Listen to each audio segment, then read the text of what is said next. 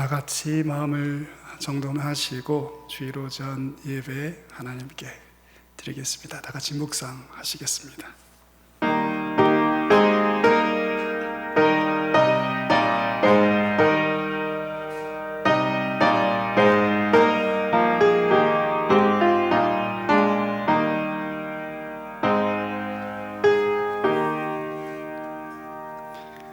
성삼위일체 하나님께 존귀와 찬송을 돌립니다.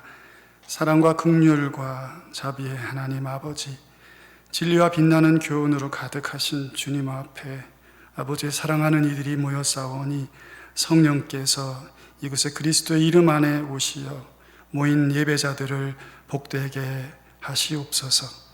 삶이 주는 고단함과 피곤이, 아픔과 걱정이 주님의 능하신 팔과 보호하시는 손의 힘으로 모두 물러가게 하시고 이 땅을 살아가는 순례자들의 마음속에 생명수의 강수가 넘치게 하시며 하늘의 영감과 소망을 얻는 복된 예배 시간 되게 하여 주시옵소서. 예수님 이름으로 기도드립니다. 아멘. 전능하사 천지를 만드신 하나님 아버지를 내가 믿사오며 그 외의 아들 우리 주 예수 그리스도를 믿사오니 이는 성령으로 잉태하사 동정녀 마리아에게 나시고 본디오 빌라도에게 고난을 받으사 십자가에 못 박혀 죽으시고 장사한 지 사흘 만에 죽은 자 가운데에서 다시 살아나시며 하늘에 오르사 전능하신 하나님 우편에 앉아 계시다가 저리로서 산자와 죽은 자를 심판하러 오시리라. 성령을 믿사오며 거룩한 공회와 성도가 서로 교통하는 것과 죄를 사하여 주시는 것과 몸이 다시 사는 것과 영원히 사는 것을 믿사옵나이다. 아멘. 다 같이 일어나셔서 찬송가 6장 하나님께 드리겠습니다.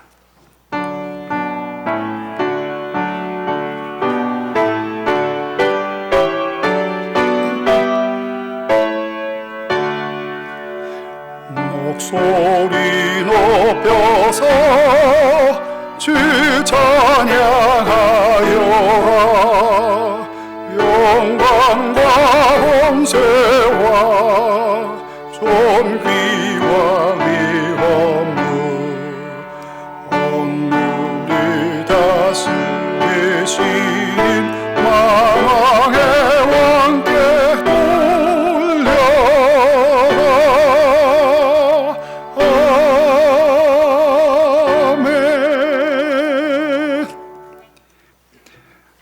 시간 교독문 33번을 함께 교독하도록 하겠습니다.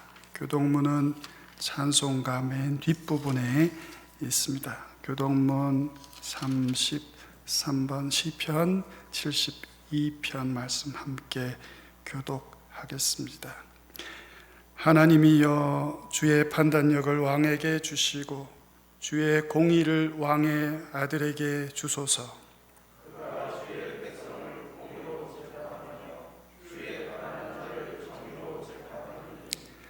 의로 말미암아 산들이 백성에게 평강을 주며 작은 산들도 그리 하리로다.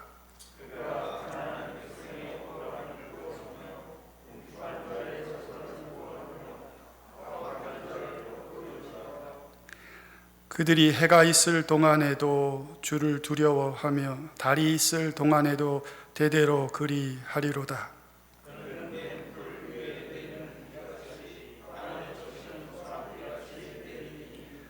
그의 날에 의인이 흥황하여 평강의 풍성함이 달이 다할 때까지 이르리로다.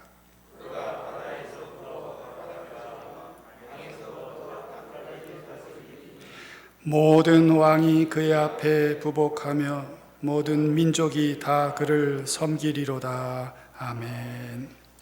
다 같이 찬송가 445장을 하나님께 드리겠습니다.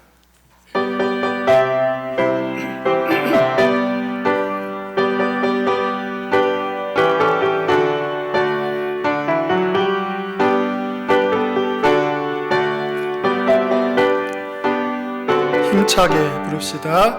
태산을 넘어 험곡에 가도 빛 가운데로 걸어가면 주께서 항상 지키시기로 약속한 말씀 변치 않네. 하늘의 영광 하늘의 영광 나의 맘속에 차고도 넘쳐 할렐루야를 힘차게 불러 영원히 주를 찬양하리. 깜깜한 밤에 다닐지라도 주께서 나의 길 되시고 나에게 밝은 빛이 되시니 길 잃어버릴 염려 없네. 아멘.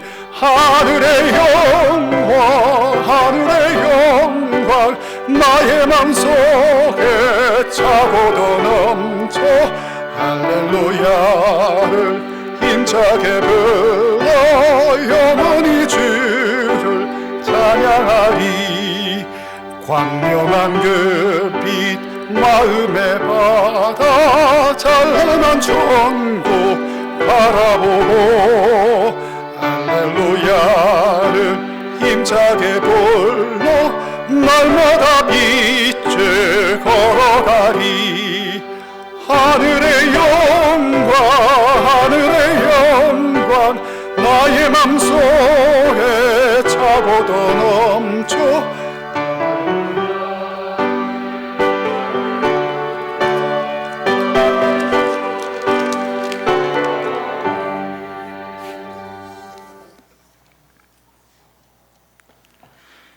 하나님이 형상으로 빚으시고 우리를 사랑하셔서 귀한 주의 자녀로 살아가게 하신 하나님 아버지께 감사와 찬양을 올려드립니다.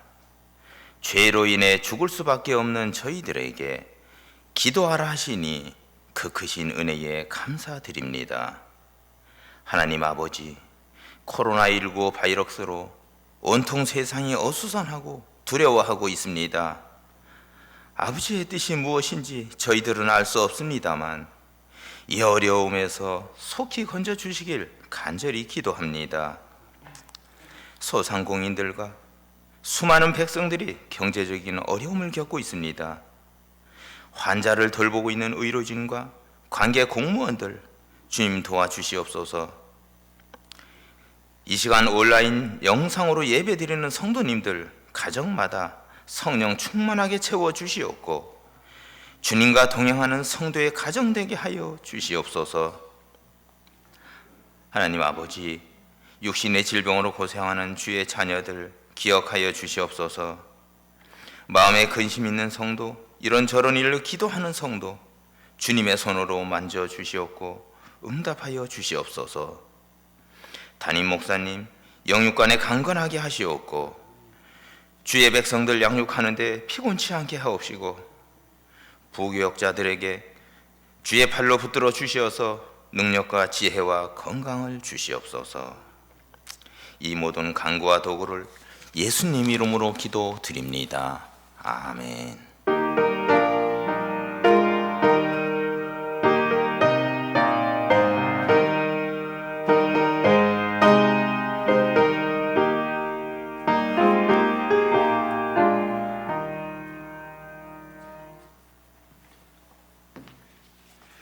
우리 다 같이 교회 소식 보겠습니다.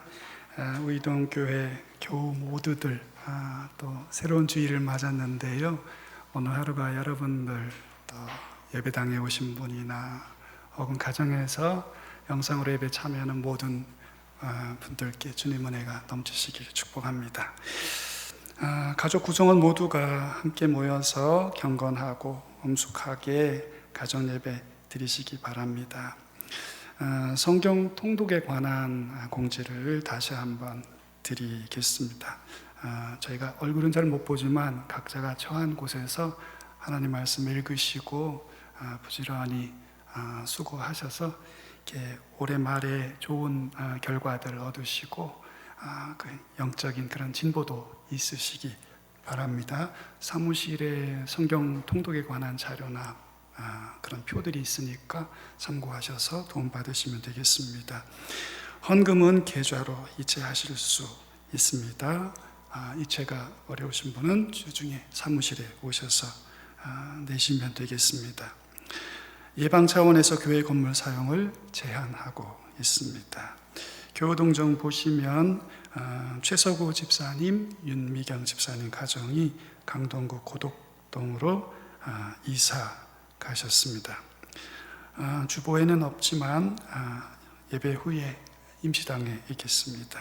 요즘은 매주일 예배 마치고 장로님들과 모여서 또 회의도 하고 기도도 하고 그렇게 하고 있습니다. 벌써 다음 주일이면 종료 주일이고 그 다음 주일이면 부활 주일입니다. 주님의 고난과 부활을 마음에 기억하시고 경건하게 보내시면 좋겠습니다. 11시 예배 영상이 조금 늦게 올라온다고 그런 말씀하시는 분들이 있습니다. 9시 영상을 녹화한 것을 변환해서 11시까지 올릴 때 조금 간발의 차이로 늦어질 때도 있습니다. 여러분 아주 양해를 부탁을 드리겠습니다. 오늘 교회 소식지 맨 밑에 보시면 함께 기도합시다 있습니다. 코로나 사태로 고통받는 전 세계 모든 사람들에게 하나님의 위로가 임하시도록 전 세계의 경제와 사회가 안정화되고 하나님 주시는 평화가 임하도록 그리고 한국교회 전체가 더욱더 성숙하고 깨어서 하나님의 말씀 바로 전하는 그런 곳이 될 수 있도록 기도하면 좋겠습니다. 우리 같이 한번 합심해서 한 마음으로 잠시 기도하겠습니다.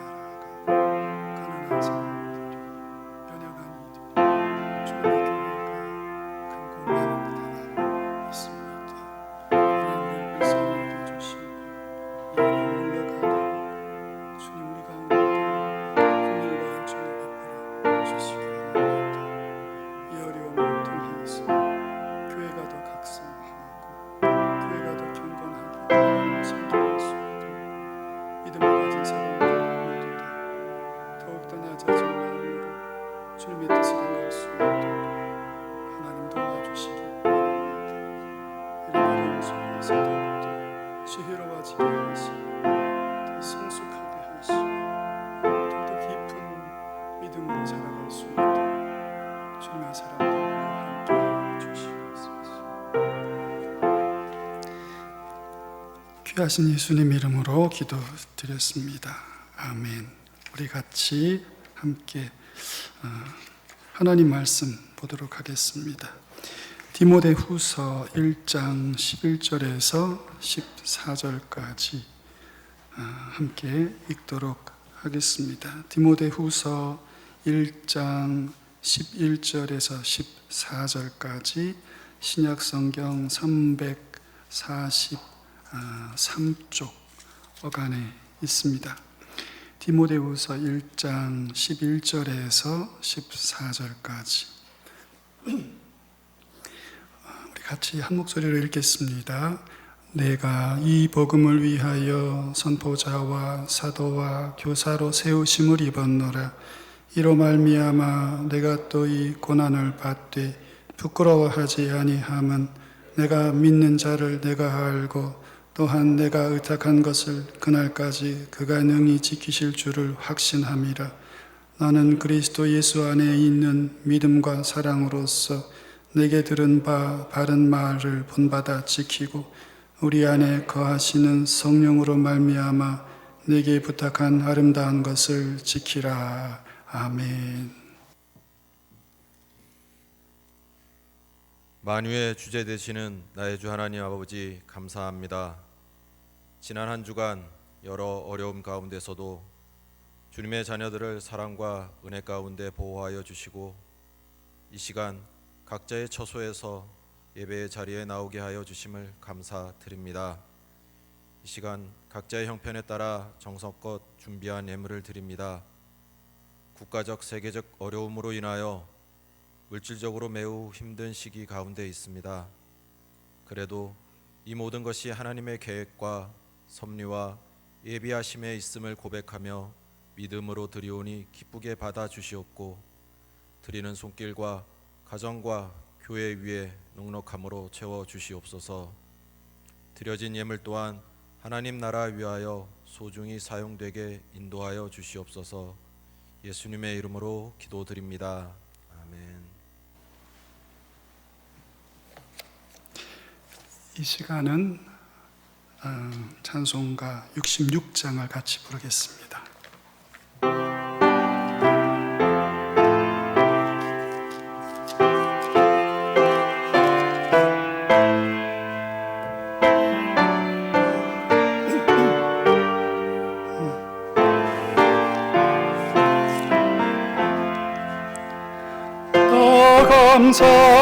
감사드리세 온 마음을 주께 바쳐 그 성리 놀라워 온 세상 기뻐하네.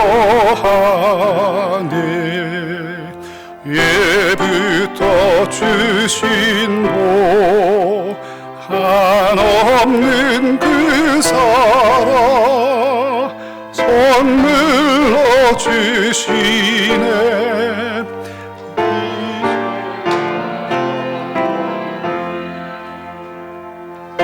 땅의 하나님 언제나 함께 계셔 기쁨과 평화에 복 내려 주옵소서. 몸과 맘 병들 때 은혜로 지키사 이 세상 악에서 구하여 주소서. 감사와 찬송을 나 주께 드리오라. 저 높은 곳에서 다스리시는 주님 영원한 하나님 다 경배하여라. 전에도 이제도 장래도 영원히 아멘.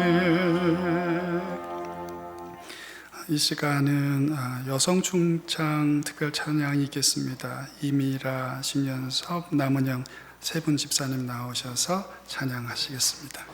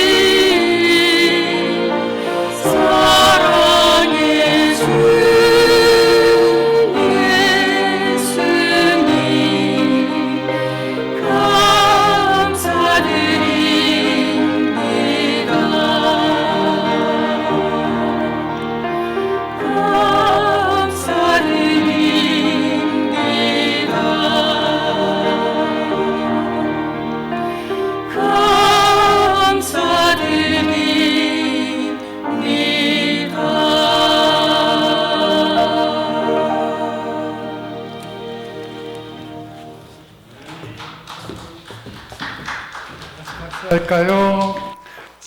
박수하겠습니다.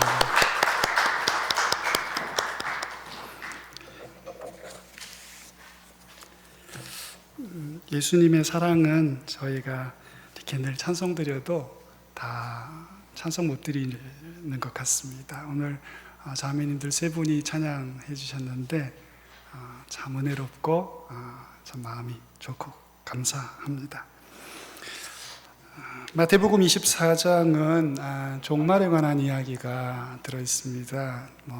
다른 누가 말한 게 아니고 예수님 당신이, 그러니까 종말에 다시 이 땅의 마지막에 오실 그분이 미리 얘기해 주신 종말 이야기가 마태복음 24장에 있습니다. 제자들이 마지막 때에 어떤 일이 있겠냐고, 또 때가 언제고 어떤 징조가 있겠냐고 이렇게 여쭤봤어요. 그랬더니 예수님 이렇게 말씀하셨습니다. 너희가 사람의 미혹을 받지 않도록 주의하라. 미혹받지 않도록 주의하라. 이어서 이렇게 말씀하셨습니다. 많은 사람이 내 이름으로 와서 내가 그다, 내가 그다. 많은 사람이 온다 그랬어요. 많은 사람이 와서 내가 그다 이렇게 말하면서 너희를 미혹하리라. 근데 여기 너희라는 말도 많은 사람이라고 되어 있습니다. 그러니까 많은 사람이 와서 많은 사람을 미혹하리라 이렇게 말씀했어요. 마태복음 24장에 천재지변 얘기도 나오고 사람들 인심이 흉흉해지는 얘기도 나오고 종말의 여러 자연적인 현상인 질서를 잃어버리는 얘기도 나오고 마지막에 또다시 이렇게 말합니다. 거짓 선지자가 많이 일어나 많은 사람을 미혹하게 하리라. 계속 미혹이라는 말이 반복됩니다. 그 마태복음 24장에 예수님이 우리에게 주시는 마지막 때의 가장 큰 징조는요, 미혹입니다. 여러분이 집에 가셔서 마태복음 24장을 한번 제가 말씀드린 것을 기억하시고 읽어보시면 마지막 때의 가장 큰 징조와 표적이 다른 게 아니고 미혹이구나. 여기 미혹이라는 헬란 말은 속이다라는 말로 쓰이지만 더 본질적으로 더 깊은 의미는, 더 많이 쓰이는 의미는 그릇 이끌다라는 말씀이에요. 방황하게 하다, 길을 잃게 만들다. 여러분 지금 여러분의 신앙의 길, 인생의 길을 잘 가고 계신가요? 코로나 사태와 함께 우리가 새삼 놀란 게 신천지 얘기 아닙니까? 대단해요. 옛날에, 지금 우리나라에 200만 명 정도 이단이라고 부르는 사람들이 있답니다. 그 중에 30만이 신천지입니다. 30만 중에 10만은 대학생들이라고, 청년들이라고 얘기를 하지 않습니까? 대단합니다. 매달 2,000명씩 신천지 사람이 는답니다. 그렇게 수료식을 한다는 거예요. 매달 2,000명씩. 이 보통 일이 아니에요. 제가 이 말씀 준비하면서 신천지 관련 동영상을 인터넷에서 찾아서 몇 개 봤습니다. 어떤 엄마가 아주 젊은 엄마입니다. 또 아주 세련됐어요. 근데 땅바닥에 앉아서 막 울어요. 막 울면서 내 딸 돌려내라고 그 신천지 모이는 집회 앞에 가서, 집회 장소 앞에 가서 막 그렇게 막 울고 소리치고 막 그렇게 있더군요. 가출을 한 것입니다. 자녀가 이제 신천지인 줄 알면 예수님 안 믿는 사람도 그렇지만 예수님 믿는 사람은 더 깜짝 놀라가지고 너 신천지라며 그러면 안 된다 그러면 그 사람들이 교육을 다 그렇게 받았답니다. 편지 써놓고 가출하는 걸로. 그러니까 다 가출하는 거예요. 딸도 가출을 했는데 대학교 4학년인데 가출을 하고 집에 안 들어오고 몇 달째 안 들어오고 학교도 다니지를 않고, 그러니까 인생도 망가지고 막 그 아이 찾느라고 가정도 다 엉망이 돼 버린 것이었습니다. 자녀를 찾는 부모들은 있는데, 그래서 찾는 부모들도 있답니다. 확률이 조금 있다고 그래요. 그런데 부부 중에 누구 한 사람이 신천지에 가면 가정이 자체가 깨지는 확률이 굉장히 높답니다. 자녀는 어떻게든 찾으려고 그러는데 부부는 또 그게 또 아니라 그래요. 그래서 아주 정이 깊지 않으면 신천지 중에 누가 한 사람이 가면 그냥 가정이 그냥 붕괴되는 경우가 너무 많다는 이야기도 들었습니다. 신천지는 스텔스 영업을 합니다. 우리나라가 미국에서 수입하는 최신 전투기가 왜 비쌉니까, 여러분? 그 스텔스 전투기들이지 않습니까? 그 F-35 뭐 이런 것들은 레이더에 안 잡히는 거예요. 그러니까 비행기 타고 적진의 한복판에 가도 적군이 레이더로 잡지 못하니까 그 전투기가 비싼 거지 않습니까? 이 사람들 영업 방식이, 포교 방식이 스텔스 전략이죠. 맨 처음에 가서 그냥 이렇게 잘해주는 거예요. 뭐 찜질방도 같이 가고, 한강에 자전거도 타고 같이 가고, 마사지 배우러 가고, 수지침 배우러 가고, 그림 배우러 가고, 기타 배우러 가고, 원하면 다 만들어준다는 거예요.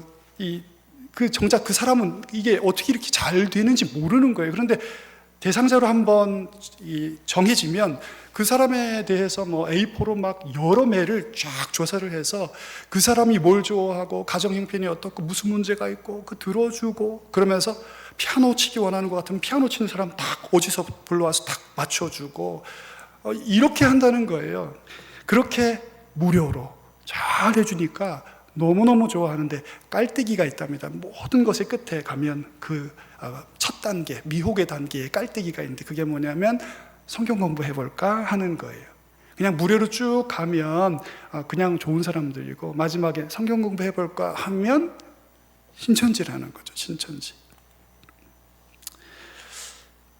그렇게 되면 이제 서너 명 모여서 소그룹 성경 공부를 이제 시작하는데, 뭐 목사가 올 수도 있고 전도사가 올 수도 있고 선교사가 올 수도 있고, 이름이 그렇답니다. 박사가 올 수도 있고, 이렇게 해서 하는데 그 한 사람만 아니고 나머지는 다 신천지예요. 옆에 친구처럼 같이 와서 공부하는데 그 사람도 초짜가 아니고 다 1년씩 그들의 신학원을 나온 사람들이 옆에 앉아서 초짜인 것처럼 역할극을 한답니다. 그러니까 그 한 사람만 모르는 거예요. 나머지는 다 그 같은 사람들입니다. 그래서 배우다가 야, 이거 신천지 아니야? 이상하다. 그러면 옆에 있는 사람이 나는 괜찮은데 뭐 이렇게 얘기를 하고 넘어가고 분위기 맞춰주고 한다는 거예요. 그 사람만 모르는 거예요. 이렇게 해서 소그룹 성경 공부 끝나고 나면 그들의 신학원 센터라는 곳으로 보내는데, 거기는 뭐 30명이면 20명이, 150명이면 100명이 역할극하는 사람들이래요.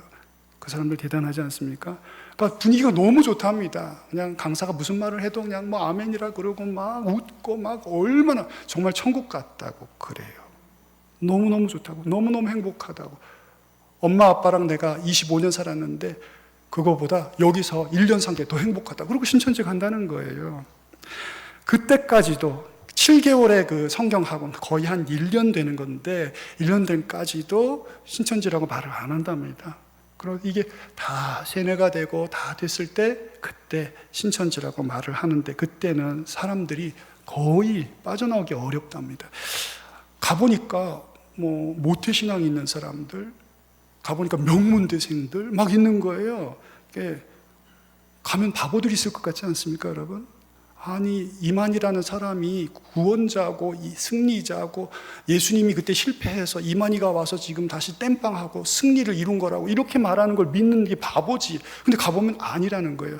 그 이단에 있다가, 신천지 있다가 나온 사람 하는 말이 뭐냐면, 사람들이 신천지에 바보 같은 사람들이 있을 거라고 생각하는데 큰 오해라는 거예요. 너무 똑똑하고 잘 살고 정상적인 사람들이 거기 와 있다고, 이거를 위기감을 못 느끼고 나는 아니지 생각하고, 그렇게 생각하면 그게 바로 그 문제의 시작이 될 수 있다고 이렇게 얘기를 하는 것을 들었습니다. 코로나도 코로나지만 이 신천지 사태를 보면서도 참 많은 생각을 하게 합니다. 오늘은 성경 안에서, 말씀 안에서 복음적 신앙을 가진 교회로서 우리가 어떻게 대하고 또 어떤 교훈을 받아야 하는지 살펴보도록 하겠습니다. 첫 번째로 살펴볼 것은, 미혹이라는 주제는 어제 오늘의 것이 아니라는 것입니다. 창세기 3장 5절에 뱀이 그 하와에게 이렇게 말을 했어요. 이 나무 열매를 먹으면 너희가 눈이 밝아서 하나님과 같이 될 것을 하나님도 아신다. 이렇게. 이거 먹으면 죽는다 그러셨어. 이렇게 말했더니 아니라는 거죠. 분명하게 선한 교훈이 태양처럼 찬란하게 빛나던 그 동산에 미혹이 온 거예요. 아니라는 거예요. 죽지 않는다는 것이죠. 도리어 눈이 밝아질 거라고 얘기해요. 이 큰 거짓말 아닙니까? 여러분, 하나님의 진리를 반대하고 첫 인류를 속이고 있는 거예요. 미혹하고 있는 것입니다. 여러분 얼마나 간교한지 보세요. 그 하나님이 하신 그 말씀이 틀렸다고만 말하는 게 아닙니다. 뭐라고 말하는 거냐면 하나님이 자기처럼 될 것을 싫어서 못 먹게 하신 거라고 얘기하는 걸 보면 그 사람이 한 말뿐만 아니라 그 사람의 진실성도 공격하고 있는 거예요. 여러분 요즘 이런 얘기 많이 나오는데 그죠? 신문이나 뉴스나 보면 사람을 공격할 때 그 사람이 한 말이 아니라 그 사람 자체의 그 생애나 이력이나 했던 일을 걸고 넘어지면서 그러니까 이거 거짓말일 거야 이렇게 막 만들지 않습니까? 마귀가 동산에서 다 그렇게 했어요. 얼마나 간교한지 몰라요. 이 미혹이 처음부터 있었습니다. 바르지 못한 가르침, 진리가 아닌 거짓말, 미혹이 태초부터 있었어요. 태초부터. 요즘만 있은 게 아니라는 말이죠. 그리고 여러분 두 번째로 살펴볼 것은 가짜가 더 멋집니다. 구약 성경에 여러분 하나님의 백성에게 가장 큰 문제가 뭐였습니까? 우상숭배. 하나님 아닌 것을 진실하신 좋으신 하나님보다 더 열광적으로 탐닉해요. 탐닉합니다. 이해가 안 가요. 지키며 생명을 얻을 그분의 법을 버리고 깨어지고 물이 새는 웅덩이 같은 다른 신들을 열광적으로 따라가는 거예요. 그것도 너무나 신속하게. 그리고 거기 빠져서는 그렇게 고통받고 학대받아도 불평 한마디 안 해요. 그 이상하지 않습니까? 참된 진리의 길에 있을 때는 불평하고 원망해요. 조금만 있으면 벗어나는데 미혹에 빠진 사람은 자신의 몸과 영혼과 인생을 망가뜨리고 있음에도 불구하고 거기서 안 나가고 거기 머물러 있어요. 구약만 그런 게 아닙니다, 여러분. 신약도 그렇습니다. 갈라디아 교인을 향해서 바울이 뭐라고 얘기합니까? 그리스도의 은혜로 너희를 부르신 이를 이같이 속히 떠나 다른 복음 따르는 것을 내가 이상히 여긴다. 이같이 속히 떠나. 너희들 성령 받았잖아. 너희들 말씀의 은혜를 입었잖아. 근데 어떻게 이렇게 속히 다른 복음을 쫓아가냐고 바울이 이상히 여긴다. 이게 이상히 여긴다는 말이 뭡니까, 여러분? 정말 너희 대단하다. 어떻게 그럴 수가 있냐? 이런 이야기입니다. 그러니까 성경 전체를 보면 가짜가 미혹에 빠지면 그게 더 멋져 보입니다. 흡입력이 굉장히 강해요. 성경은 미혹의 영이 있다 이렇게 얘기합니다. 요한 1서 4장 6절. 그리고 에베소서 6장에 보면 마귀의 관계가 있다 이렇게 이야기를 합니다. 한번 슬라이드를 넘겨봐 주세요. 요한 1서에는 미혹의 영, 속이는 영, 똑같은 말입니다. 그릇 인도하고 방황하게 하고 길을 잃게 하는 영이 있다 말이죠. 우리 에베소서 6장 11절에는 복음의 전신갑주 얘기를 하시기 전에 왜 우리가 복음의 전신갑주 입어야 하는가? 마귀의 관계가 있기 때문이다 이렇게 얘기합니다. 무척 간교한 악한 계획이 있단 말이에요. 그들의 미혹의 계획과 플랜이 있으니 전신갑주 입어야 한다 이렇게 말합니다. 베드로 전서 5장 8절에는 우는 사자처럼 삼킬 자를 찾고 있다 이렇게 이야기를 합니다. 여러분 저 보세요. 요한도 바울도 베드로도 모두 다 미혹이 있다는 거예요. 그것도 굉장히 강력한 의도를 가진 악의를 가진 거짓말 있다는 거죠. 이렇게 이야기를 하는데 어떻게 해야 되겠습니까? 결국 여러분 성경에 말하는 진리와 비진리 그 싸움 그건 뭐예요? 그 영적인 전투의 핵심이 뭡니까? 속이려 하는 자가 있다는 말이에요. 그리고 그 속임에 넘어가면 멸망당하는 사람이 있다는 거죠. 속이는 자가 있고 그 속임에 넘어가면 영원한 생명을 잃을 어떤 존재가 있다는 거예요. 그게 누구예요? 우리 아닙니까, 여러분?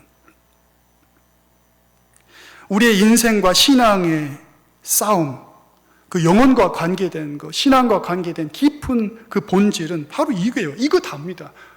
미혹하려는 자가 있고 우리가 거기 넘어지면 다 잃는 거예요.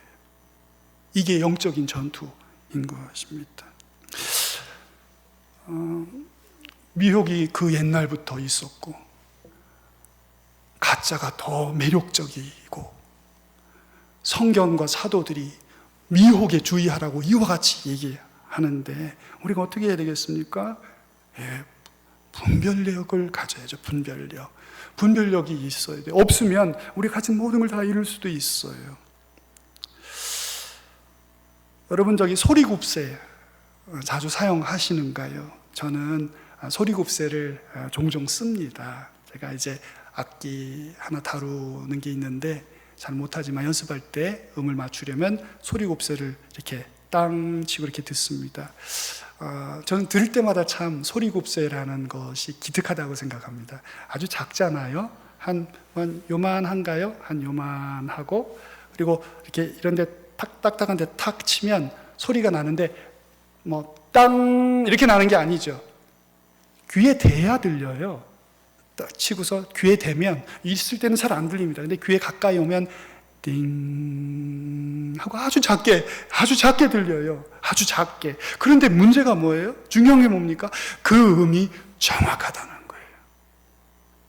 그 음이 아주 정교해서 거기에 맞춰야만 무언가 할 수 있어요.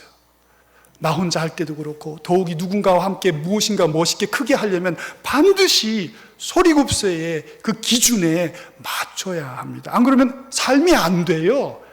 그 어떤 것도 아름다운 것은 이루어지지 않습니다. 아주 작지만 정확한 그 소리곱새의 소리에 맞춰야 합니다. 인생의 악기에, 내 인생의 오케스트라에 소리곱새 같이 아주 작게 세미하게 들리지만 진리인 것, 여러분 그게 있으시냐 말이죠. 그 소리를 들으실 수 있냐 말이에요. 예수님이 그의 설교의 말미에 청중을 향해서 이런 말씀을 많이 하셨어요. 들을 귀 있는 자들은 들으라. 들을 귀 있는 자들은 들으라.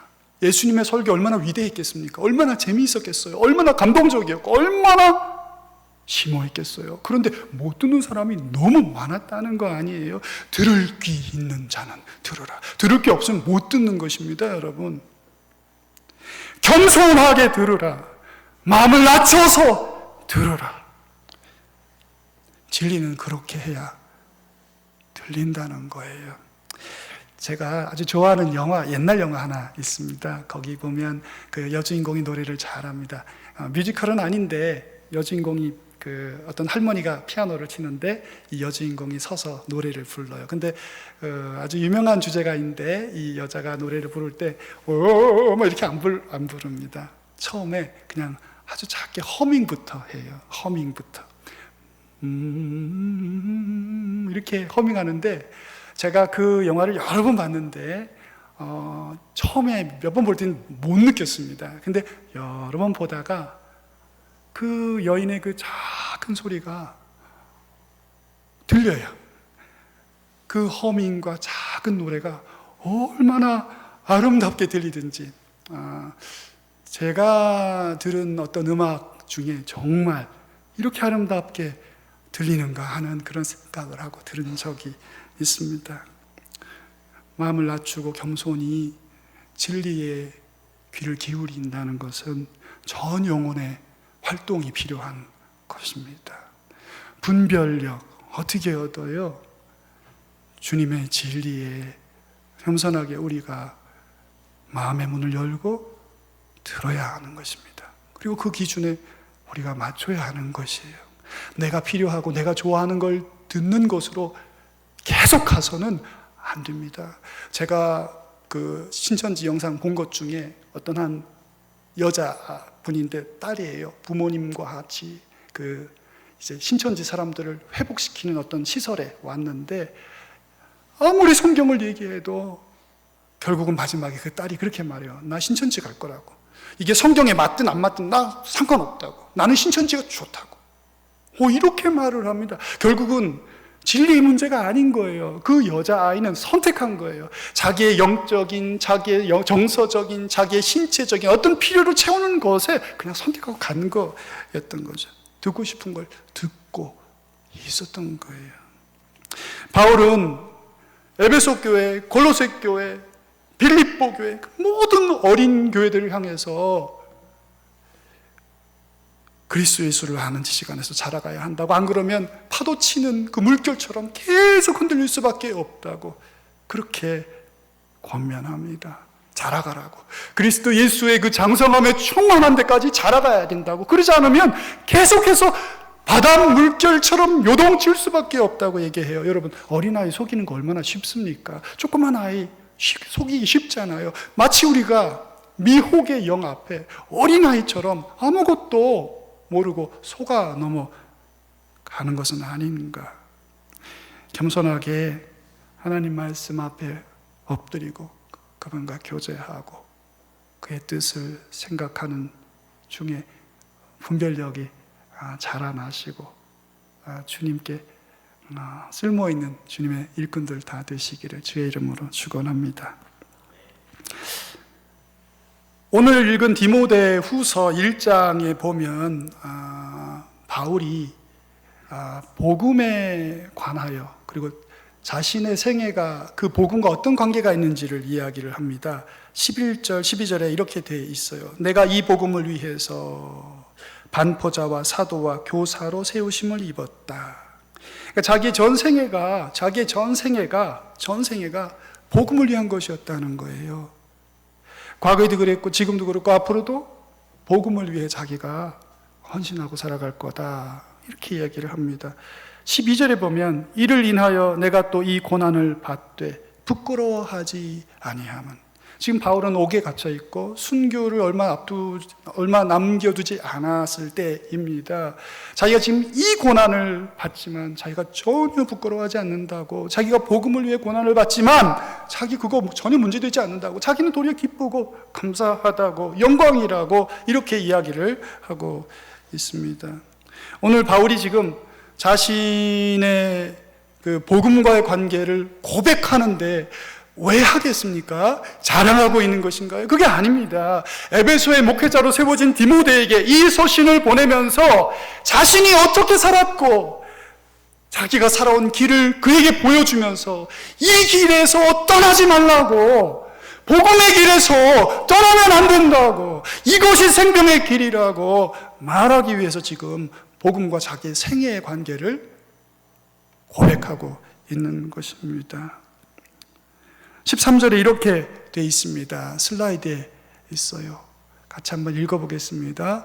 너는 그리스도 예수 안에 있는 믿음과 사랑으로서 내게 들은 바 바른 말을 본받아 지키고, 여기 보면 뭘 지키라고 되어 있습니다. 저기 지키라. 뭘 지키라고요? 자기에게서 들은 바른 말을 본받아 지키라, 이렇게 말을 했습니다. 저 마지막 지키라는 말은 소유하라 이런 말이에요. 소유하라. 바른 말, 그러니까 바른 말, 즉 본, 기준이란 말입니다. 바른 말들, 곧 기준, 본이란 말 기준이에요. 기준을 소유하라, 이렇게 말하는 거예요. 저는 뭘 잘 놓고 다니거든요. 그래서 어제도 어디인가 전화기를 놔두고 와서 가지고 가라는 전화를 또 받았어요. 5만 원을 준비하시오 그러더라고요, 그분이. 그래서 아이고 무슨 일입니까 그랬더니 여기 당신 전화기가 있어, 이렇게 얘기를 하시더라고요. 그래서 찾긴 찾았습니다. 여러분, 전화기 잃어버리면 어떻게 돼요? 곤란하죠, 그죠? 피곤해집니다. 다 바꿔야 되니까 꼭 찾아야 됩니다. 여러분, 지갑 잃어버리신 적 있죠? 지갑 잃어버리시면 느낌이 어때요? 깜짝 놀라잖아요. 그죠? 이거 어디다 놨지? 막 생각하잖아요. 어디 다녔는데 내가 어디서 놨지? 막 생각하지 않습니까? 지금 바울이 나에게 들은 바른 말들, 기준, 그걸 가지라. 지금 디모데가 그거 없겠습니까, 여러분? 목회자인 디모데에게 늘 가지고 다니라 그 말이죠. 잃어버리지 않도록 주의하라 말이죠. 거기에 천착하라 그 말이죠. 거기에 머물라 그 말이죠. 거기에 떠나지 말아라 그 말이죠. 늘 휴대하라 그런 말이 것입니다. 14절에 보면 이렇게 되어 있습니다. 같이 읽겠습니다. 우리 안에 거하시는 성령으로 말미암아 내게 부탁한 아름다운 것을 지키라. 여기도 지금 지키라는 말이 또 나오지 않습니까? 뭘 지키라고 그랬습니까? 너가 내게 부탁한 뭐요? 아름다운 것 지키라. 여기 지키라는 말은 군인이 자기 성이나 자기 맡은 지역을 지킨다, 보호한다, 그때 그 지킨다는 그런 말입니다. 그러니까 앞부분 아까 13절, 조금 전에 13절에서는 소유하라는 말을 지키라 이렇게 번역을 했고, 여기는 보호하고 파수하고 하는 걸 지키라 이렇게 번역을 한 것입니다.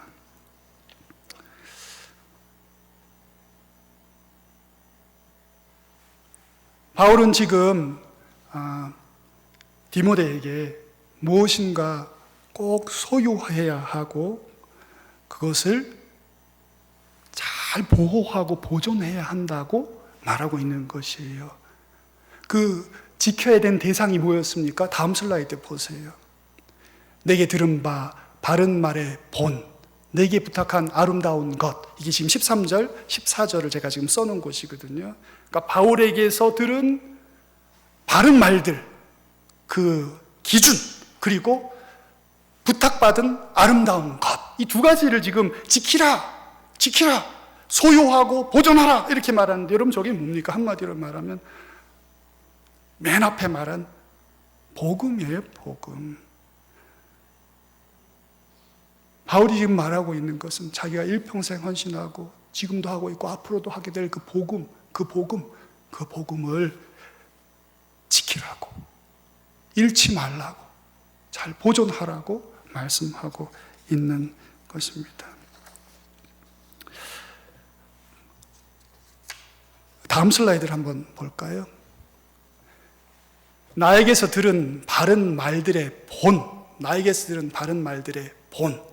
이것도 그 기준이라는 말이고, 저기 바르다는 말은 건강하다는 말이에요. 건강한 사람에게는 의원이 필요 없고 병든 자에게라야 의원이 필요하다는 예수님의 말씀에 그 건강하다는 말이죠. 바른이라는 말입니다. 똑같은 말이에요. 나에게서 들은 건강한 말들, 그 기준을 지키라. 그러니까 복음이라는 게 어떻다고 지금 바울이 이해하고 있는 겁니까? 건강한 거예요. 복음은 바르고 건강하고 그건 사람을 살리는 것이고, 그 기준에 맞춰 살면 반드시 선한 열매가 맺히는 게 복음이다. 바울이 지금 이렇게 이해를 하고 있는 것입니다. 그래서 그 복음을 꼭 소유해야 하고 잃어버리지 말아야 하고 그것을 잘 보존하고 지켜야 한다고 강권하고 있는 것입니다. 한 가지 더 저희가 살펴봐야 될 게 있는데, 그게 뭐냐면 지금 바울이 이 복음이라고 말하는 것에 대해서 한 번 더 살펴봐야 합니다. 여러분 13절에 보면, 다음 슬라이드에 보면 복음이라는 것, 그러니까 바울이 디모데에게 전해준 그 바른 교훈, 바른 말들, 그 기준이라는 게 무엇과 관계가 있습니까? 13절에 믿음과 사랑, 그리스도 예수 안에 있는 믿음과 사랑과 관계가 있어요. 14절에 보면 아름다운 것이 무엇과 관계에 있어요? 내주하시는 성령, 이것과 관계가 있어요. 한마디로 요약을 해보겠습니다. 여러분, 바울이 지금 디모데에게 복음을 소유하고 보존해야 한다고 말을 하는데, 바울의 생각에 그 복음이라고 하는 것은 믿음과 사랑과 성령, 우리 안에 내주하신 아주 친밀한 언어예요. 우리 안에 내주하시는 성령이 멀리 있는 성령이 아닙니다. 믿음과 사랑과 우리 안에 내주하시는 성령과 관계 있는 게 복음이다. 이렇게 바울이 말을 하고 있습니다. 기준이 되는 거, 그건 우리가 생각할 때 어떤 기준이 이해를 갖고 있냐면 딱딱하고 차갑고 가혹한 어떤 것처럼 생각이 돼요. 그런데 바울은 영혼의 기준, 인생의 기준, 신앙의 기준인 복음이라는 것은 믿음과 사랑과 내주하시는 성령과 관계에 있는 것이다. 이렇게 이해하고 있습니다. 한마디로 말하면 복음이라는 것은 죽은 게 아니고 살아있다고, 그건 움직이는 것이라고, 이렇게 지금 바울이 복음을 이해하고 디모데에게 말을 하고 있는 것입니다. 오늘 저는 이 본문을 공부하고 여러분께 말씀을 증거하기 위해 준비하면서 그런 생각이 들었어요. 이렇게 물어야 되는 거구나. 바울을 배운 사람, 오늘 이 바울의 말씀을 들은 사람은 이렇게 질문 앞에 서야 하는구나. 나는 복음을 소유했는가? 나는 복음적 신앙을 지금 현재 가지고 있는가? 그것에 더하여 묻기를, 내가 갖고 있는 복음의 신앙은 살아있는 것이 맞는가? 죽지는 않았으나 죽은 것과 방불하게 혹 비틀거리고 있지는 않은가? 그런 질문 앞에 서 있지 않다면 서봐야 한다는 생각을, 그런 질문을 해야 하지 않는가 생각이 들었어요. 복음은 살아있습니다. 복음은 죽은 진리가 아닙니다. 사랑과 믿음으로 성령 안에 복음의 진리는 우리를 새롭게 하는 힘과 능력이 있으세요. 믿는 모든 자를 구원하시는 하나님의 능력이세요. 복음은. 혹시 나의 신앙이 죽지는 않았는가? 교회는 다니고 있지만 믿음과 사랑과 성령의 내주와는 관계가 없이 혹시 행하고 있지는 않은가? 과거의 영광만 추억하면서 살아가고 있지는 않은가? 여전히 미움과 원망에 붙잡혀서 차갑고 어두운 상처의 골방에 스스로 유폐되어 살아가고 있지는 않은가? 주변 사람들과 사랑의 관계와 열매는 도무지 맺지 못하고 복음의 전형적인 그런 열매도 없이 혹시 그렇게 방황하고 있지는 않은가? 먼저 여러분, 우리가 복음을 소유하고 있는지 확인해 봐야 합니다. 내가 잃어버리지 않았는지, 내 안에 있는지. 내가 갖지 않으면 어떻게 보존하겠습니까? 어떻게 지키겠어요?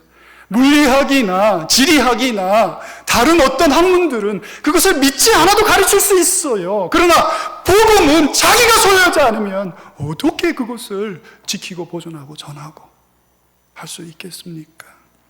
살아있는 신앙, 샘물처럼 막 솟아나는 신앙, 불처럼 타오르는 신앙, 그런 신앙이 여러분 안에 있으셔서 여러분의 삶이 복되고 또 부흥하시기를 축원합니다.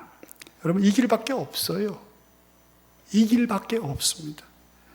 그런 신앙, 살아있는 복음 신앙, 십자가 신앙, 예수 부활 신앙, 뜨거운 성령의 감화와 교제 속에 그리스도와 동행하는 신앙, 복음 신앙 이외에 다른 어떤 일도 이 미혹의 시대를 이길 수 있는 분별력을 줄 수는 없어요.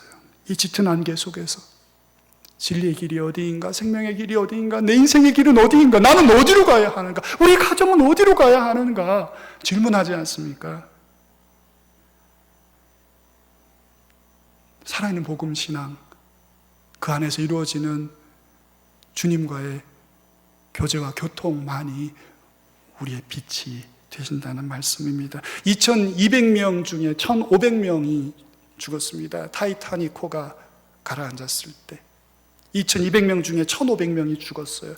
Unsinkable ship, 자랑이 대단했어요. 이 배는 가라앉지 않는다는 거예요. 그 설계가 그렇게 됐다고요. 인간의 교만이, 인간의 욕심이 그 대서양에 그쯤에 빙하가 철철이 내려온다는 걸 항해사들이나 배를 운전하는 사람들이 몰랐을 리가 없습니다. 그들의 그 교만과 가라앉지 않는 배요, 빨리 도착해야 된다는 욕심 때문에, 그만 그 미혹 때문에 주의를 게을리하다 배가 그렇게 된 것입니다. 인생이 바른 길을, 건강한 교훈을, 바른 교훈을 갖지 못한다면 미혹에 빠져요. 미혹에 빠집니다. 그렇지만 바른 말들, 건강한 말들, 인생의 참 기준이 되는 예수의 그 신앙, 십자가의 신앙, 부활의 신앙 가진다면 그것을 소유하고 지킨다면 미혹에 떨어지는 것이 아니라 어렵고 힘든 순간에도 호련히 하늘의 빛이 나타나 우리를 인도하시게 되는 놀라운 성도의 경험이 여러분께 있을 것으로 믿으시기 바랍니다. 말씀을 마무리해야 되겠습니다.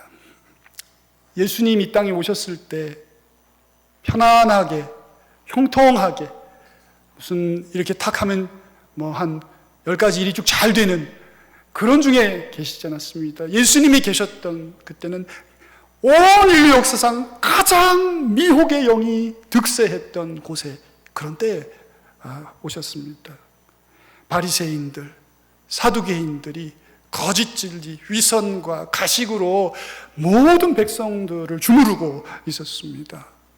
헤롯이 자기의 정통성을 주장하기 위해서 어거지로 성전을 거대하게 지어서 사람들의 마음을 뺏어갔고, 참 성전이신 예수님이 왔을 때 그분을 가리우고 있었습니다. 한마디로 말하면 예수님은 미혹의 시대에 오셔서 그의 몸으로 빛을 발하신 분이십니다. 예수님의 사역과 삶은 미혹의 영의 역사가 가장 두렵고 클 때 진행됐습니다. 그렇지만 그분은 빛으로 나타나시고 승리하셨습니다. 여러분, 기쁜 소식이 있습니다. 우리도 그분을 따르면 승리한다는 것입니다.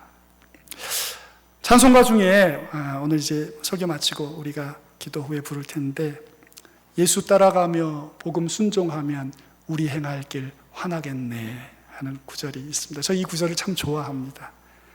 인생이 어렵고 내 마음이 번잡할 때 저 이 구절을 종종 떠올립니다. 내가 복음의 길을 떠났는가? 그래서 내가 이렇게 마음이 이렇게 어수선한가 하는 생각을 많이 합니다. 예수 따라가며 복음 순종하면 우리 행할 길 환하겠네. 여러분, 의지하고 순종하는 진리의 길 가운데에서 살고 이기고 승리하시고 이 미혹의 시대에 빛을 발하는 성도와 가정과 교회가 되시기를 주의 이름으로 축원합니다. 우리 같이 기도하겠습니다. 살아있는 복음 신앙, 십자가 신앙, 예수 신앙을 소유하고 지키는 성도와 가정과 교회가 될 수 있도록 우리 하나님, 오늘 예배에 참석한 모든 이들에게 은혜 내려 주시옵소서. 미혹의 영이 창궐하고 선택된 자들마저도 미혹하려는 이런 중차대한 어둠의 때에 교회가 십자가 믿음에 바로 서고 성도가 진리 위에 견고히 서서 본인과 사랑하는 사람들이 하나님의 은혜 중에 거하고 주님의 교회가 진리의 빛을 높이 올려들어서 온 땅을 밝히는 그런 놀라운 역사가 있도록 우리 가운데 주님 함께해 주시옵소서. 우리 같이 이어서 들으신 말씀 기억하시고 함께 잠잠히 주님 앞에 기도하겠습니다.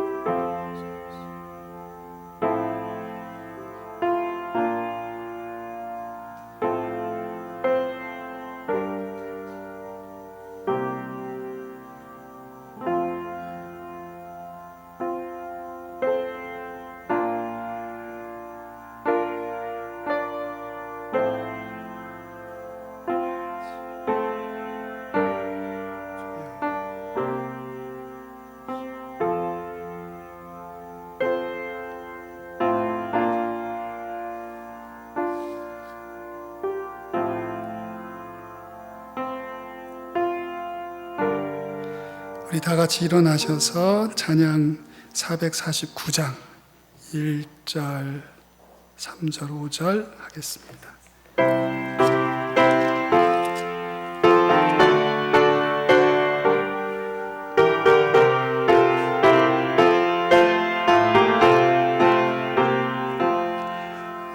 주 따라가며 복음 순종하며 우리 행할 길 환하겠네.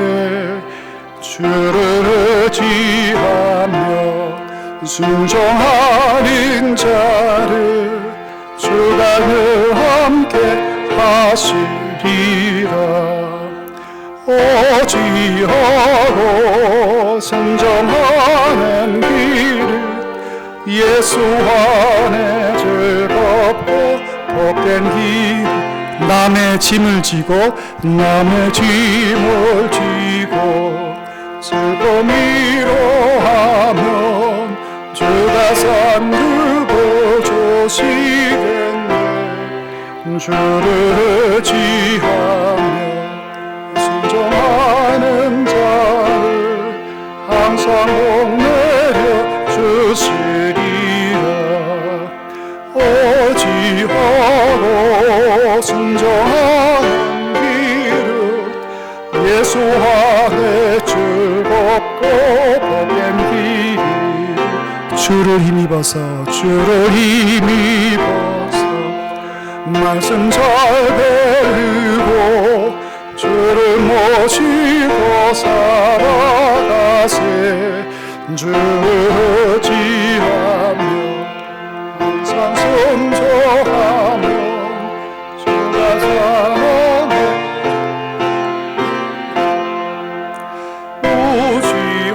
무지하고 순종하는 길은 예수 안에 즐겁고 복된 길이로다. 기도하겠습니다. 이제는 우리 주님 예수 그리스도의 은혜와 아버지 하나님의 크신 사랑과 성령의 감화하심이 말씀 듣고 이 미혹의 시대에 주님께 구하여 분별력을 얻어 하나님을 영화롭게 하고 살아있는 예수 신앙, 십자가 신앙, 복음 신앙에 머물러 이 땅에서 하나님의 뜻을 이루고 그분을 영화롭게 하기 원하는 사랑하는 모든 예배자들과 저들의 가정과 사랑하는 이들과 일터와 사업장과 인생의 계획들 위에 사랑하시는 우리 우이동 교회와 이 나라와 주님의 사람들 위해 이제로부터 영원토록 함께 계시기를 간절히 축원하옵나이다. 아멘.